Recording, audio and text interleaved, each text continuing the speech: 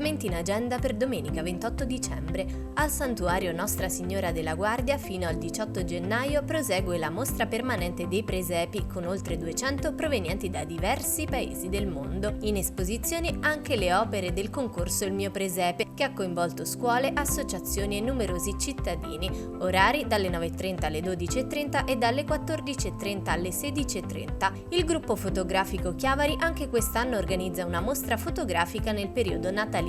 Si tratta di una tradizione che si ripete di Natale in Natale e quest'anno il tema dell'esposizione è Green. Orari festivi 10, 12 e 16, 19, feriali 16, 19 con ingresso libero. Torna il presepe meccanizzato all'oratorio di San Sebastiano e San Rocco a Campo Ligure. Sarà aperto tutti i giorni dalle 10 alle 12 e dalle 14:30 alle 18. Continuano gli eventi natalizi a Santa Margherita Ligure. È prevista una performance al Santa Claus Village ai Giardini a Mare dalle 11:30 alle 17 a cura dell'associazione Dare. A seguire si terrà il concerto itinerante della Filarmonica Cristoforo Colombo, un evento itinerante con ritrovo in piazza San Siro dalle 15:30 a cura di Deco Music. A concludere la giornata il grande elfo incontra i bambini a Villa San Giacomo dalle 15 alle 18:30. A Villa Rovereto il periodo del Natale prosegue all'insegna di memoria e suggestione. L'associazione Amici di Villa Rovereto ha realizzato un presepe unico nel suo genere.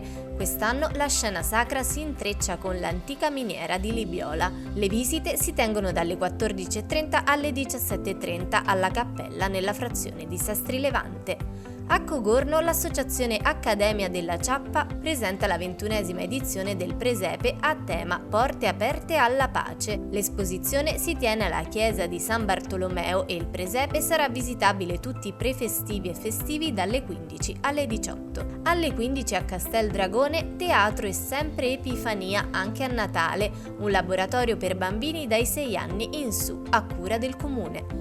Per il 13° anno il presepe del Santo Natale è allestito all'antico mulino di Belpiano Rapria nel comune di Borzonasca. L'allestimento presenta opere di artisti locali e una scenografia inedita di Andrea Corbetta, arricchita da sculture in legno. Il presepe è visitabile festivi e prefestivi dalle 17:30 alle 19:30 e su prenotazione anche in altre serate. Il complesso musicale di Santo Stefano d'Aveto organizza il tradizionale concerto degli auguri che si terrà alle ore 17:45 al Santuario Nostra Signora di Guadalupe.